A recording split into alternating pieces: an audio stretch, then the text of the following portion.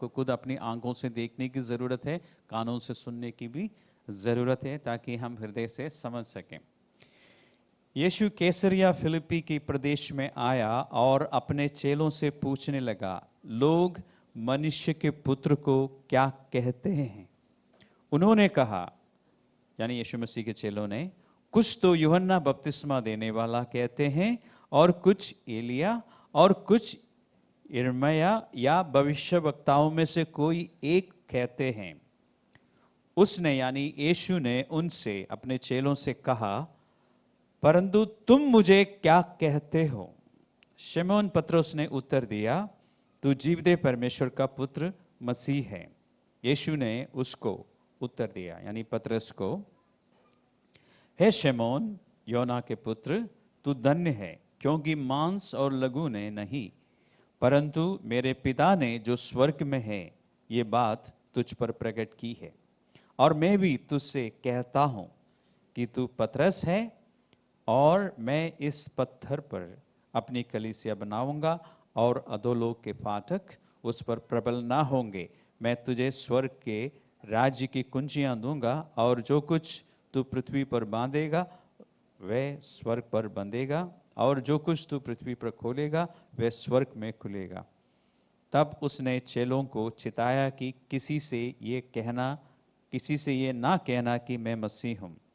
उस समय से यीशु अपने चेलों को बताने लगा, अवश्य है कि मैं यरूशलेम को जाऊं और पुरनियों और प्रधान याजकों और शास्त्रियों के हाथ से बहुत दुख उठाऊं और मार डाला जाऊं और तीसरे दिन जी उठूं। इस पर पतरस ने उससे, यानी यीशु मसीह को, अलग ले जाकर झिड़कने लगा, हे प्रभु, परमेश्वर ना करे, तेरे साथ ऐसा कभी ना होगा। उसने मुड़कर, यानी यीशु मसीह ने मुड़कर पतरस से कहा, हे शैतान, मेरे सामने से दूर हो, तू मेरे लिए ठोकर का कारण है, क्योंकि तू परमेश्वर की बातों पर नहीं परंतु मनुष्यों की बातों पर मन लगाता है। आपने पढ़ लिया, सुन भी लिया। अब मैं चाहूँगा कि आप चाहे तो एक बार पढ़ें, या आपको अगर सारी बातें याद हैं, एक बार ध्यान से सोचें कि यहाँ पर क्या हो रहा है। जो भी आपको समझ आ रहा है आप लोग बताना शुरू कीजिए, आपका काम आसान कर देता हूँ। ये घटना जो घटी है, मत्ती के द्वारा परमेश्वर ने, पवित्र आत्मा ने लिखवाया। ये सारी डिटेल अगर लिखवा दिया गया है तो कुछ कारण होगा ना। यीशु और चेलों के बीच में जो बातचीत है वो पूर्ण रूप से यहाँ पे लिखवाया, तो कोई कारण होगा ना, नहीं? उसमें हमारे लिए कुछ शिक्षा भी तो होगी, क्योंकि संपूर्ण पवित्र शास्त्र परमेश्वर की प्रेरणा से लिखा गया है, और वो हमारी शिक्षा के लिए और समझाने के लिए और क्या है, हमारे सुधार के लिए और धार्मिकता की शिक्षा के लिए लाभदायक है। तो इसमें हमारी शिक्षा भी होगी, हमारा सुधार भी होगा, हमें इसमें डांट भी मिल सकती है, ताकि हमें धार्मिकता की शिक्षा मिले, ताकि हमें फायदा हो। ओके, अब पढ़िए, अब बताइए आपको क्या दिख रहा है यहाँ पे। ओके, एक बात अच्छा है, एक पल उसने परमेश्वर से कुछ सुना और तुरंत बाद वो परमेश्वर की बातों को, परमेश्वर की योजनाओं को नहीं समझ पाया। ठीक है, अच्छा है ऑब्जर्वेशन। यीशु मसीह ने अपनी पहचान प्रकट किया है या पिता परमेश्वर ने प्रकट किया है? ओके, ठीक है, यीशु मसीह की पहचान यहाँ पर प्रकट हुई है। सभी लोगों को उस समय जितने भी वहाँ पर मौजूद थे उनको पता चला, जबकि पिता ने एक व्यक्ति पर प्रकट किया, ठीक है, राइट। पहले यीशु मसीह ने पूछा कि लोग क्या कहते हैं, तो बोला कि लोग ये कहते हैं, कोई कहता है यूहन्ना बपतिस्मा देने वाला है, कोई कहता है कि एलिय्याह है, कोई कहता है कि यिर्मयाह है, और कोई कहता है कि भविष्यवक्ताओं में से एक है। तब प्रभु ने पूछा कि तुम क्या कहते हो, मैं कौन हूं, हु एम आई? और मैं समझता हूं ये सबसे महत्वपूर्ण सवाल है यीशु मसीह का मानव जाति से, जो बहुत ही सरल रीति से पूछा गया आपसे और मुझसे। कौन है यीशु आपके लिए और मेरे लिए भी?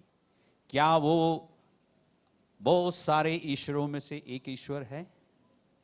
बहुत सारे प्रभु कहलाने वाले बहुत हैं इस संसार में, ईश्वर कहलाने वाले बहुत हैं इस संसार में, उनमें से एक है। क्या है आपके लिए यीशु?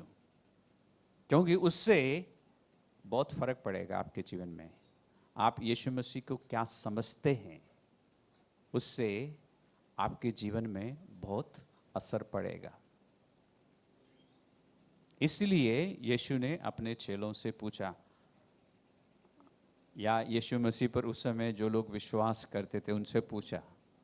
तो इस अध्याय को पढ़ते समय परमेश्वर किससे पूछ रहा है? मुझसे पूछ रहा है, तुम्हारे लिए मैं कौन हूं, हु एम आई? और ये सवाल बहुत मायना रखता है, और उसका जवाब, सही जवाब आपके हृदय में होना चाहिए। आपके लिए यीशु मसीह कौन है? पतरस ने जब ये जवाब दिया, तू परमेश्वर का पुत्र, हमारा मसीहा है, तो यीशु मसीह ने उससे कहा कि ये बात तुम्हारे दिमाग की उपज नहीं है।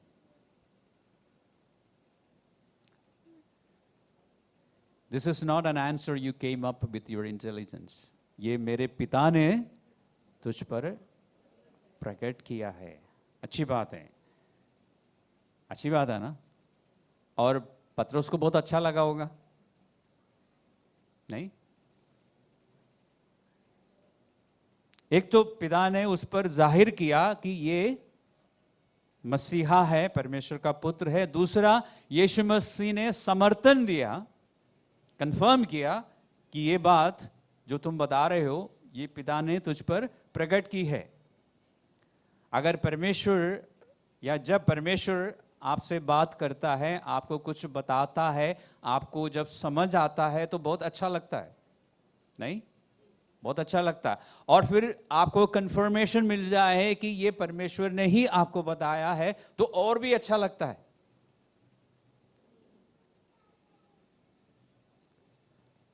और यहां पर ऐसा ही कुछ हो रहा है ना? क्या पतरस को पता चला था कि ये परमेश्वर बता रहा है? सोचिए,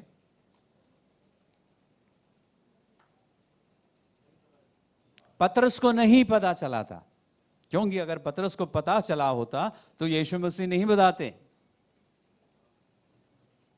इसलिए जब यीशु मसीह ने बोला, पतरस, वाह, मैंने परमेश्वर से सुना।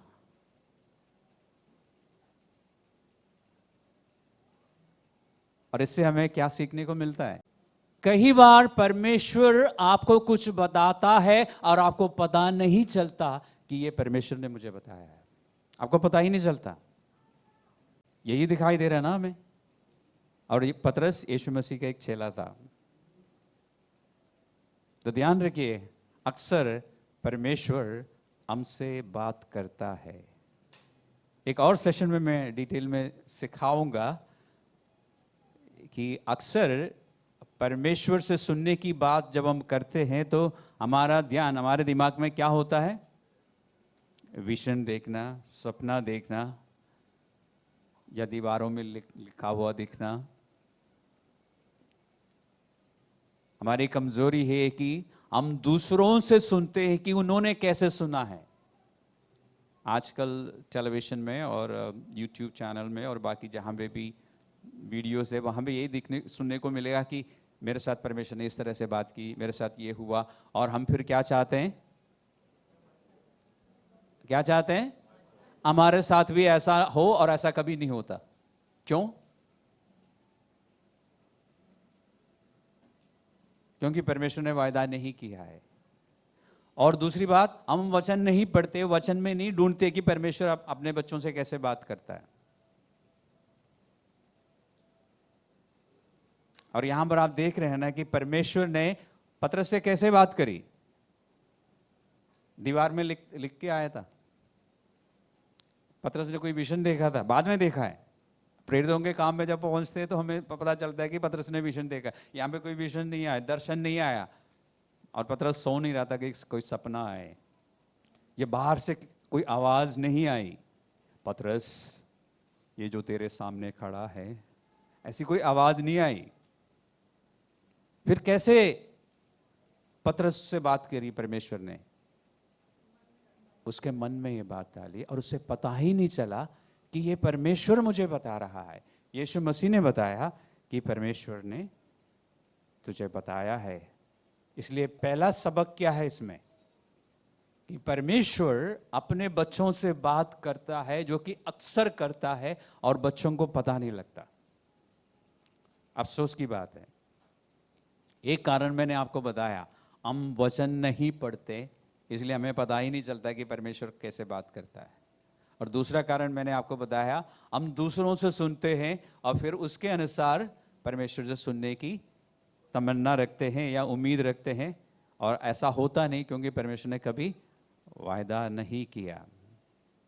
उसके बाद अभी ये एक घटना घटी, और यीशु मसीह ने उनको बताया कि किसी को बताना नहीं है अभी।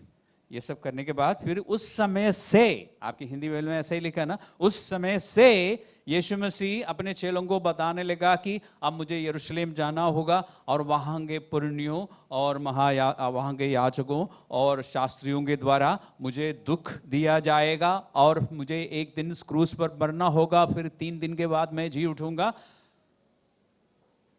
उस समय पतरस तुरंत एक्टिव हो गया।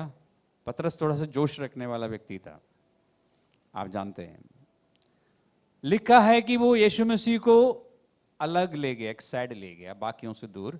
फिर यीशु मसीह को समझाने लगा। ऐसे लिखा है। झिड़कने का मतलब क्या है?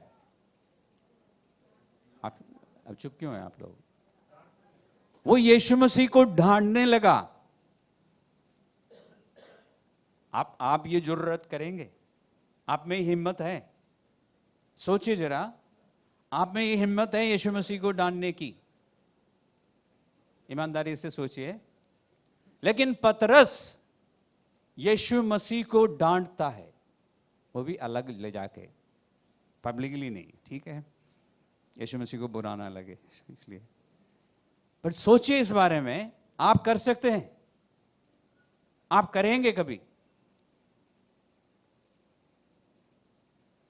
पतरस ने ऐसा क्यों किया? पहले पतरस से परमेश्वर ने बात करी, उसको अच्छा लगा, तुरंत यीशु मसीह ने एक बात करी, और उसने तुरंत एक्शन लिया, और फिर यीशु मसीह से डांट पड़ी। यीशु मसीह ने क्या बोला? कि हे शैतान, मेरे सामने से दूर हो। तो इसका मतलब उस समय जो कुछ भी पतरस कर रहा था और बोल रहा था, वो परमेश्वर की ओर से नहीं था, शैतान की ओर से था। आप सोचिए, दूसरा सबक, एक विश्वासी एक पल परमेश्वर से सुन सकता है, और तुरंत या थोड़ी देर के बाद शैतान से भी सुन सकता है, और कंफ्यूज हो सकता है कि ये भी परमेश्वर ने ही मुझसे बोला है। पहली बार परमेश्वर से सुना, उसको नहीं पता चला, यीशु मसीह ने बताया, उसको अच्छा भी लगा, कॉन्फिडेंस आया। अब मैं आई हैव स्पिरिचुअल अंडरस्टैंडिंग, आत्मिक बातों को मैं अब समझ सकता हूं, क्योंकि पिता ने मुझ पर जाहिर किया है। इसलिए जब शैतान ने उससे कुछ बात करी, तो बाइबल में ऐसा लिखा नहीं है, लेकिन हो सकता है, मुमकिन है कि पतरस ने सोचा कि ये भी परमेश्वर ही मुझसे बता रहा है, इसलिए वो हियाव से, नहीं तो आपका और या मेरी हिम्मत होगी यीशु मसीह को अलग ले जाके डांट के समझाने की? बाइबल में ऐसा लिखा नहीं है। मुझे लगता है कि पतरस में हिम्मत आई, क्योंकि पतरस ने, मुझे लगता है कि ऐसा सोच लिया कि ये परमेश्वर ही मुझसे बात कर रहा है। यीशु मसीह को ये बोलना नहीं चाहिए, नेगेटिव कन्फेशन नहीं करना चाहिए, है ना, पॉजिटिव कन्फेशन करना चाहिए। एक समय में 1997 बहुत दशकों के पहले की बात है, 98 में मैं सिखाता था पॉजिटिव कन्फेशन। उसके बाद मैंने सिखाना छोड़ दिया, क्योंकि बाइबल नहीं सिखाती पॉजिटिव कन्फेशन। और कुछ सालों पहले मैंने 2-3 बार सिखाया भी हूँ कि बाइबल में पॉजिटिव कन्फेशन नहीं है। कारण क्या है? क्योंकि पॉजिटिव कन्फेशन से कुछ नहीं मिलेगा आपको, परमेश्वर के वचन पर विश्वास करने से बहुत कुछ मिलेगा। बाइबल नहीं सिखाती। तो इस बात को लेके पॉजिटिव कन्फेशन के शिक्षक क्या कहेंगे? यहाँ पे यीशु मसीह पॉजिटिव कन्फेशन नहीं कर रहा है ना। ये एक्स्ट्रा जानकारी मैंने आपको दी है, एक्स्ट्रा ऑब्जर्वेशन। ऐसे बहुत सारी बातें बाइबल में आपको मिलेगी जहाँ पे पॉजिटिव कन्फेशन सिखाने वाले चुप हो जाते हैं। ये जो लास्ट में मैंने बोला ना कि पतरस को ऐसा लगा होगा, ध्यान रखना, मैं कह रहा हूं ऐसा लगा होगा। बाइबल में नहीं लिखा कि पतरस को ऐसा लगा कि परमेश्वर बात कर रहा है, लेकिन सारी बातों को देखने के बाद इतना तो समझ आता है कि एक बार परमेश्वर ने बात करी, पतरस को नहीं समझ आया था, यीशु मसीह ने बताया, उसको अच्छा लगा, वो खुश हुए। थोड़ी देर के बाद जब शैतान ने बात करी तो उसको ये नहीं पता चला कि शैतान बात कर रहा है, और मुमकिन है कि उसने सोचा कि परमेश्वर मुझसे बात कर रहा है, इसलिए हियाव से उसने यीशु मसीह को डांटा। और यीशु मसीह ने उसको जोरदार जवाब दिया कि शैतान मेरे सामने से हट। और ये थोड़ा सा चौंकाने वाली बात नहीं है कि एक पल उसने परमेश्वर से सुना और दूसरा पल शैतान से सुन लिया, और उसको पता भी नहीं है कि ये शैतान मुझसे बात कर रहा है।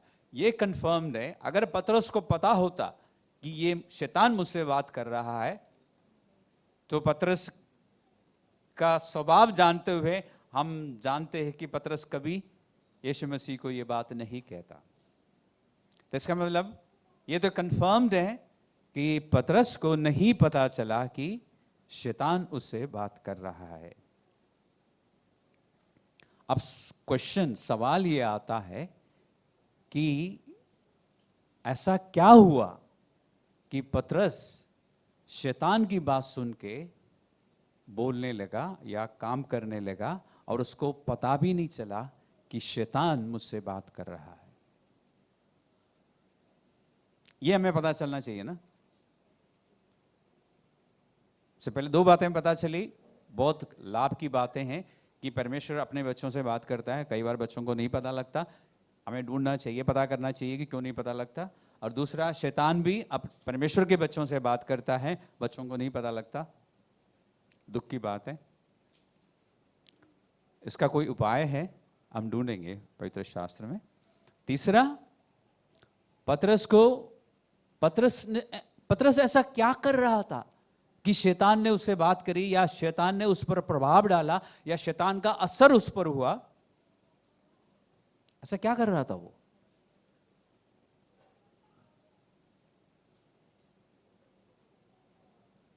कि इतना बड़ा पाप कर बैठा वो।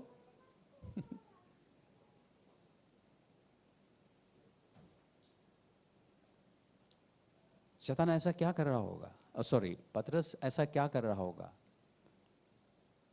क्या चुपके से वो कोई जादू टोना वगैरह कर रहा था वो? Was he into some witchcraft? कि शैतान ने उस पर इतना असर डाला? क्या वो चोरी छिपे मूर्ति पूजा करता था?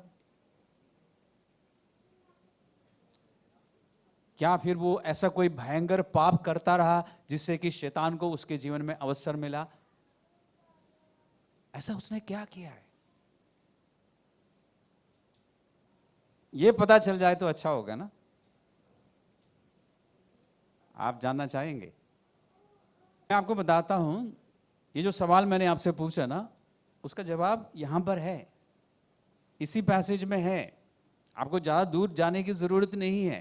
लेकिन क्या है कि वो इतना सरल बात है कि आप यकीन नहीं करेंगे। मैं गारंटी दे सकता हूं कि जब मैं आपको बताऊंगा ये पद पढ़िए, इसमें लिखा है, तो आप पढ़ेंगे लेकिन आप उस पर विश्वास नहीं करेंगे, क्योंकि कारण बहुत साधारण है, और साधारण है और यीशु मसीह ने बोला है।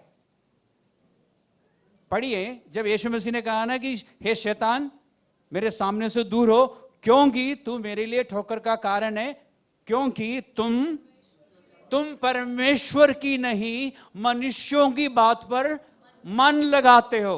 तो पतरस ने शैतान से क्यों सुना? क्योंकि वो अपना मन मनुष्य की यानी इस संसार की बातों पर लगा रहा था। वो संसारिक रीति से सोचने लगा, अपने या संस्कृति के अनुसार सोचने लगा, या अपने पूर्वजों के परंपराओं के अनुसार सोचने लगा, या अपनी भावनाओं के अनुसार सोचने लगा, और तब शैतान ने उसका फायदा उठाया। Thank you sister. अगर ये आपके पकड़ में आता ना तो बहुत कुछ बदल जाएगा आपके जीवन में। शैतान ने क्या किया? फायदा उठाया। एक बार बोलिए, क्यों? क्योंकि बाइबल में लिखा ना कि शैतान को अवसर ना दो। तो हम सोचते हैं कि अवसर कैसे देंगे, कोई बहुत बड़ा पाप करने से शैतान को अवसर मिलेगा। नहीं नहीं, आप शैतानी बातों पर मन लगाइए, यानी इस संसार की रीति पर मन लगाइए, क्योंकि ये संसार और इसमें जो कुछ भी है किसकी अधीनता में है? शैतान की अधीनता में। ये इस दुनिया की जो सिस्टम है, हमारी रीति रिवाज और परंपरा और संस्कृति और जो कुछ हम कहते हैं कि ये हमारे हैं, ऐसा होना चाहिए, हम हर चीज के लिए कहते हैं ना कि ऐसा होना चाहिए। ये जो होना चाहिए वो परमेश्वर के अनुसार नहीं, शैतान के अनुसार है। उस पे अगर हम मन लगाते रहेंगे तो शैतान खूब हमसे बात करता रहेगा और हमें कन्विंस करेगा कि यही परमेश्वर की इच्छा है, और हम मान भी जाएंगे। समझ आया आपको? या फिर से समझाओ? पतरस रात को उठ के, जब सारे चेले सो जाते थे और यीशु मसीह भी सो जाते थे, उठ के मूर्ति पूजा नहीं करता था। रात को कोई टोना ठोड़का करने के लिए नहीं जाता था। ऐसा कोई भी गुनाह वो नहीं कर रहा था जिसके कारण हम ये सोच सकते कि हाँ शैतान को अवसर मिला। नहीं नहीं, उसका मन परमेश्वर की बातों पर नहीं था। अब जरा सोचिए, आपका मन और मुझे सोचना है कि मेरा मन कितनी देर तक परमेश्वर की बातों पर रहते हैं और कितनी देर तक इस दुनिया की बातों पर रहते हैं मन, या कितनी बातों पे हम परमेश्वर के वचन के अनुसार सोचते हैं अपने जीवन की अपनी बातों पर, और कितनी बातों पर हम इस दुनिया की रीति से सोचते हैं। और जब जब आप दुनिया की रीति से सोचते हैं वहां पर परमेश्वर नहीं, शैतान आपसे बात करता है। और जितनी जल्दी आप इस बात को समझेंगे और मानेंगे उतनी जल्दी आप उससे बाहर आ सकते हैं। अगर सुसमाचार में ये घटना इतना विस्तार रूप से लिखवा दिया है पवित्र आत्मा ने, तो कारण है, हमारी शिक्षा के लिए है। तो कारण हमें पता चला। हमने ये पासेज पहले भी कई बार पढ़ा जरूर है, लेकिन ये जवाब आपने कभी देखा नहीं होगा। देखा हो तो भी आपने उसको नजरअंदाज किया या उसको खारिज किया, क्योंकि नहीं, ये इतना सीरियस बात नहीं है। यही सीरियस बात है। इसलिए पवित्र शास्त्र आपको कहता ना कि सबसे ज्यादा अपना अपना मन की रक्षा कर, कि मन में क्या विचार रखते हैं हम। इसलिए पवित्र शास्त्र कहता है कि ध्यान रखो कि तुम क्या सुनते हो, क्योंकि दुनिया की बातें हम सुनते रहेंगे तो दुनिया की बातें हम सोचते भी रहेंगे, और हमारी सोच के अनुसार शैतान फायदा उठाएगा। और ध्यान रखना, आप चर्च में होंगे, हर संडे आप चर्च आते होंगे, हर रोज आप बाइबल भी पढ़ते होंगे और प्रार्थना भी करते होंगे। पतरस कहाँ था जब ये बात हो रही थी, जब शैतान ने उससे बात करी थी? मैं कहता हूं कि वो चर्च में था। आप सहमत हैं? क्यों?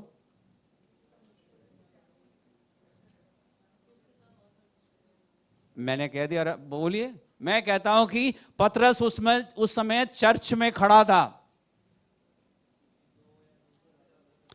ओके, जहां दो या दो से ज्यादा लोग यीशु मसीह के नाम से इकट्ठा हो, वहां पर क्या है? वो चर्च है। यीशु मसीह के बुलाए हुए लोगों के साथ खुद यीशु मसीह था। उसको क्या बोलेंगे आप? चर्च। तो चर्च में बैठ के या चर्च में चलते फिरते, अब ध्यान रखना, सोचिए, इमेजिन कीजिए, कल्पना कीजिए, चर्च में चलते फिरते पतरस ने परमेश्वर की बात सुनने के बाद शैतान की भी बात सुनी। तो हम लोग जो चर्च में हैं अभी, क्या हम शैतान की बात भी सुन सकते हैं?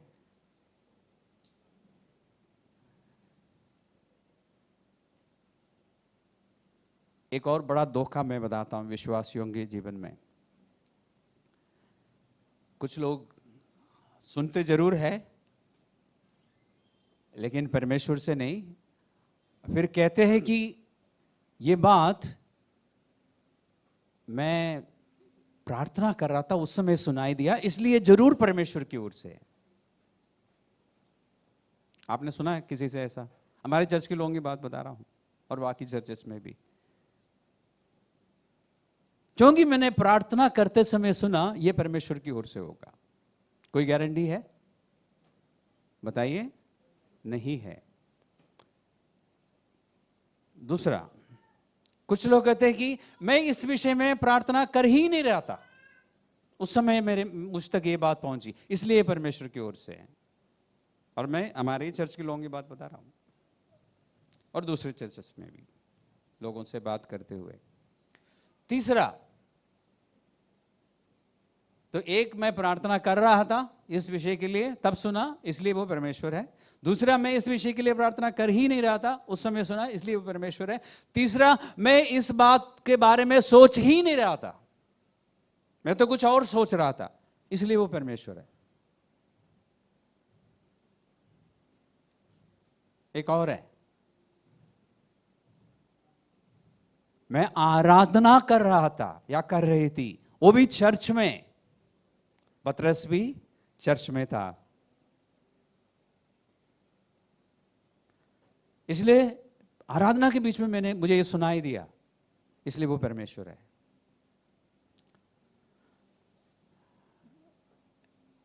कोई गारंटी नहीं है।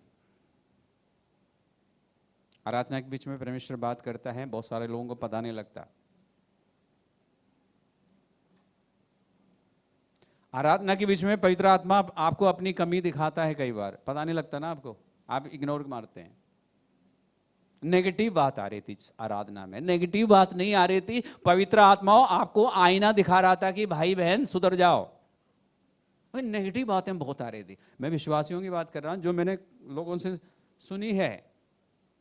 आज की आराधना में मजा नहीं आया, बहुत नेगेटिव बातें मन में आ रही। नेगेटिव नहीं, परमेश्वर आपको अपना हाल बता रहा था और आपको उसको उपाय भी बता रहा था कि बाहर कैसे निकलना है। अब समझ आ रहा होगा ना कि वो नेगेटिव नहीं था। देखिए, एक घटने में क्या क्या हमें सीखने को मिलता है। हम इस धोखे में नहीं रहेंगे। हमें क्या करना होगा? हमें दुनिया की रीति से नहीं,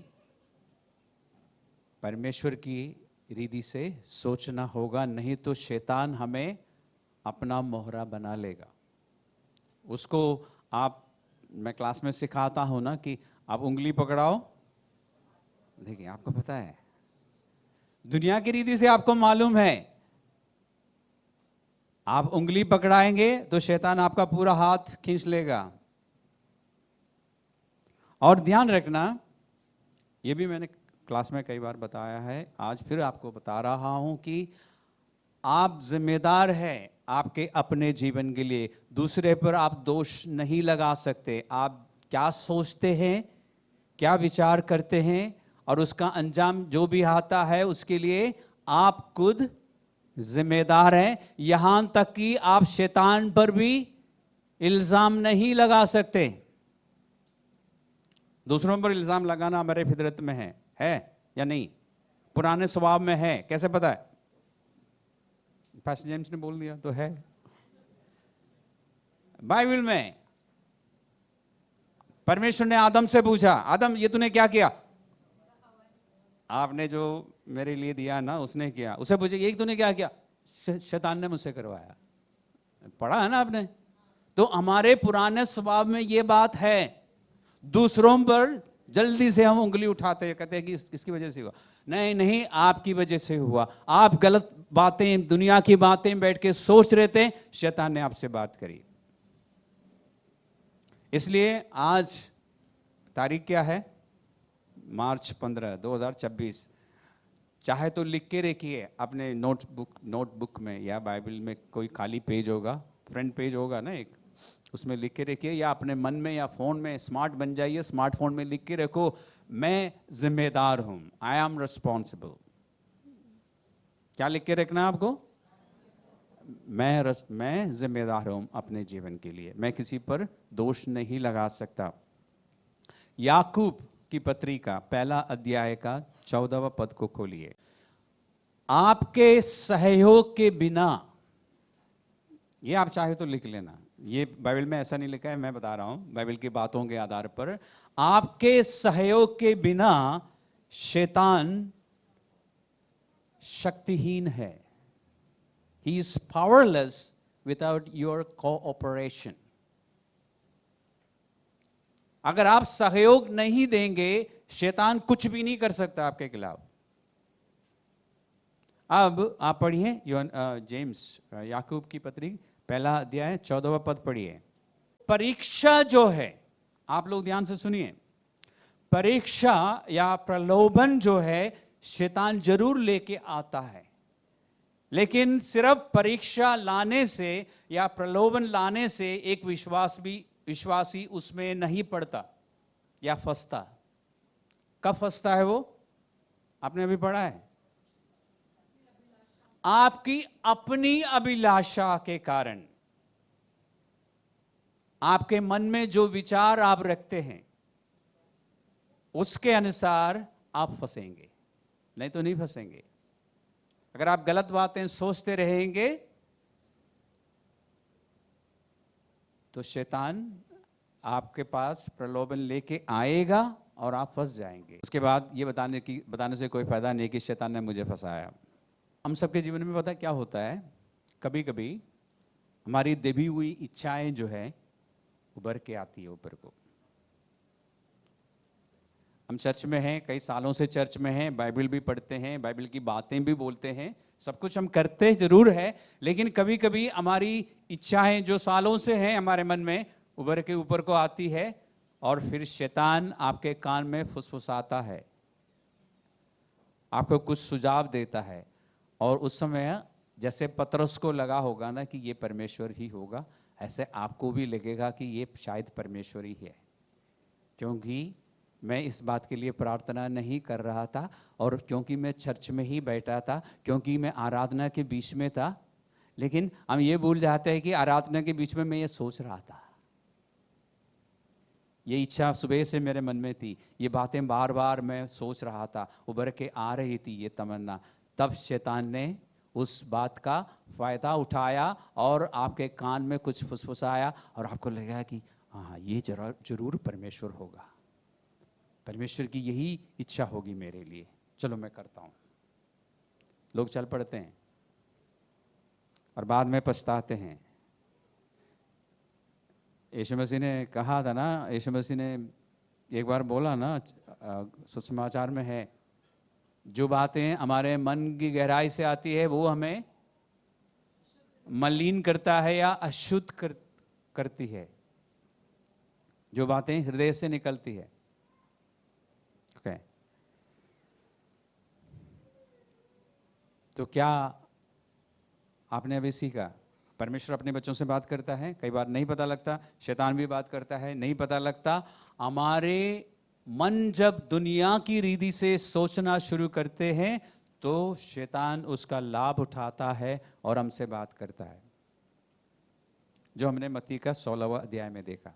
यीशु मसीह ने कहा ना कि तुम मनुष्य की बातों पर मन लगाते हो, दुनिया की रीति से तुम सोच रहे हो, इसलिए तुमने मुझसे ये कहा।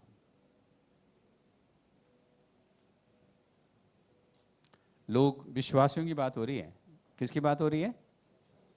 नहीं, आपकी बात हो रही है आपकी और मेरी बात हो रही है। विश्वासी मिलन दूसरे चर्चेस के नहीं है, हमारी ही बात हो रही है।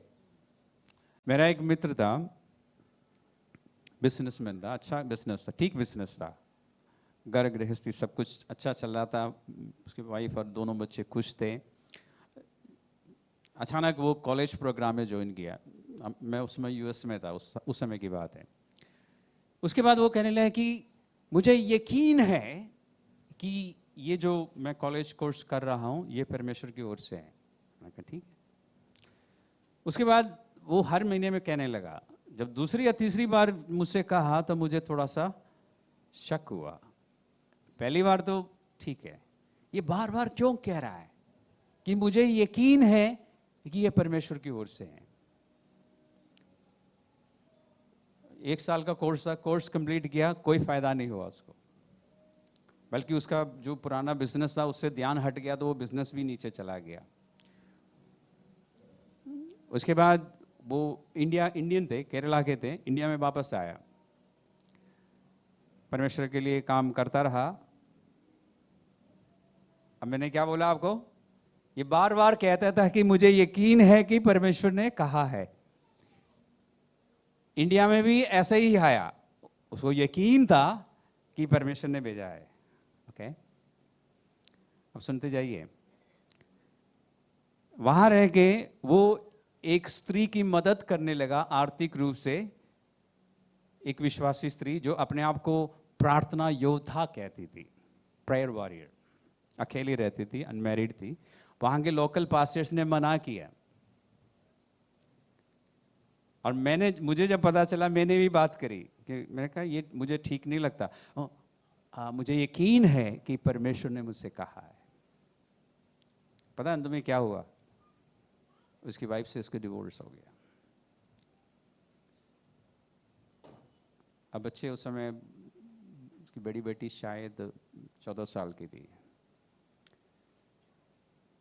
तो कुछ विश्वासी लोग गलत सुनते हैं, शैतान से सुनते हैं, और फिर अपने आप को कन्विंस करने के लिए बार बार खुद को कहते हैं कि मुझे यकीन है कि परमेश्वर ने मुझसे कहा है। दूसरों को भी कहते हैं। क्यों कहते हैं? इसलिए यदि आपके पास कोई आके ये कहे कि मुझे यकीन है कि परमेश्वर ने मुझसे कहा है, उस व्यक्ति को समझा देना। मैंने उस समय पहली बार जब सुना था नहीं समझाया, मैं भी नया था, मुझ में इतनी हिम्मत नहीं थी क्योंकि मुझसे बड़े थे। लेकिन आज मैं आपको बता रहा हूं, यदि कोई आपको कहे कि मुझे परमेश्वर ने ऐसा कहा है, मुझे पूरा यकीन है, तो समझ लेना कि परमेश्वर ने बात नहीं करी है। और थोड़ा सा प्यार आपके मन में होना चाहिए कि आप उसकी मदद करें, उसको बोले भाई बहन मुझे नहीं लगता है कि परमेश्वर ने आपसे बात करी है। तो ये बात मैंने आपको क्यों कही?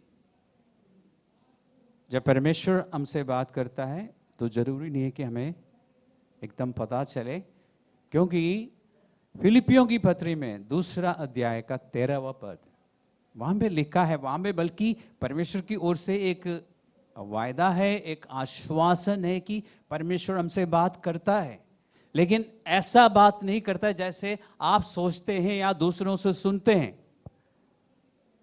2:13 में क्या लिखा है कि परमेश्वर आपके अंदर अपनी इच्छा डालता है और आपको पता नहीं लगता, फिर उस इच्छा को पूरा करने के लिए आपको अनुग्रह भी देता है। ऐसा लिखा है, ये मेरा ट्रांसलेशन है, ऐसा ही कुछ लिखा ना, इच्छा करने के लिए और काम करने के लिए परमेश्वर प्रभाव डालता है। परमेश्वर के बच्चों को पता नहीं लगता। और परमेश्वर अधिकतर इसी रीति से हमसे बात करता है, हमारे अंदर, हमारे हृदय में वो बात करता है। लेकिन हमें पता क्यों नहीं चलता? क्योंकि हमारा मन दुनिया की बातों पर है, इसलिए हमें पता नहीं लगता। तो मैंने एक सबक सीख लिया, एक बार ना बोल के, इसलिए मैं आपको कह रहा हूं कि अगर कोई आपसे बार बार कहता है, एक से ज़्यादा बार कहता है कि मुझे यकीन है कि परमेश्वर ने मुझे बोला है या मुझसे बात करी है, तो समझा देना। आपकी अपनी इच्छाएं जो है, आपकी अपनी अभिलाषाएं जो है, आपको धोखा दे सकती है, बल्कि धोखा देती है। जैसे मैंने कहा ना कि लोग कहते हैं कि मैं प्रार्थना नहीं कर रहा था, मैं सोच नहीं रहा था, या मैं प्रार्थना कर रहा था, या मैं चर्च में था।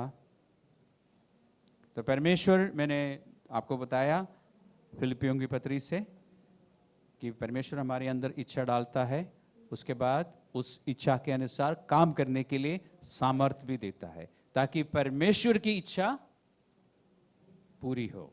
हमारी इच्छा नहीं, हमारी अभिलाषा नहीं। परमेश्वर आपके अंदर, मेरे अंदर अपनी इच्छा डालता है, ताकि परमेश्वर की जो योजना है या उद्देश्य है वो पूरा हो, चाहे वो आपके जीवन को लेके हो, या आपके पूरे देश को लेके हो, या आपके परिवार को लेके हो। जो भी परमेश्वर की योजना है, उद्देश्य है, वो पूरा हो। अब लास्ट में समय बचाते हुए उम्मीद करता हूं कि ये सारी बातें आपको समझ आई है।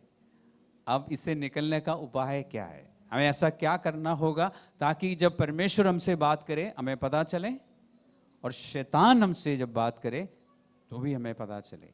उसके लिए कोई उपाय है? उपाय भी बहुत सरल है। जब मैं आपको बोलूंगा ना, तो आप उसको आसानी से ग्रहण नहीं करेंगे। मैंने पिछले संडे ही आपको समझाया ना, अगर कोई कठिन उपाय मैं बताता जिसमें 4-5 स्टेप्स हो, पहले ये करना होगा, उसके बाद ये करना होगा, उसके बाद ऐसा करना होगा, तो आप सारे नोट में लिखते हैं और करके भी देखते हैं। लेकिन मैं आपको यूं ही बताऊं कि यही इसका उपाय है, नहीं जी, ये नहीं हो सकता। तो उपाय मैं बताने जा रहा हूं, पहले इसलिए बैकग्राउंड बना रहा हूं। बहुत सरल उपाय है और बाइबल में ही लिखा है। भजन 119 का 11 भजन लिखने वाला कहता है कि मैंने तेरे वचन को अपने हृदय में छुपाया है। ये जो हिंदी ट्रांसलेशन में लिखा है कि रख छोड़ा, वो इतना असरदार नहीं है। उसका होना चाहिए कि मैंने तेरे वचन को अपने हृदय में छुपा दिया ताकि मैं तेरे विरुद्ध पाप ना करूं। खोल के पढ़िए, ऐसा है कि नहीं? I have hidden your word in my heart that I might not sin against you. हृदय में छुपाया क्यों है? छुपाने का मतलब पता है क्या है? वैसे रख छोड़ा हल्का है, हिंदी में ठीक है, लेकिन उसका मतलब नहीं समझ आता। रख छोड़ने का मतलब है कि मैंने हृदय में इस तरह से उतार दिया कि कोई उससे चुरा के ना ले जाए।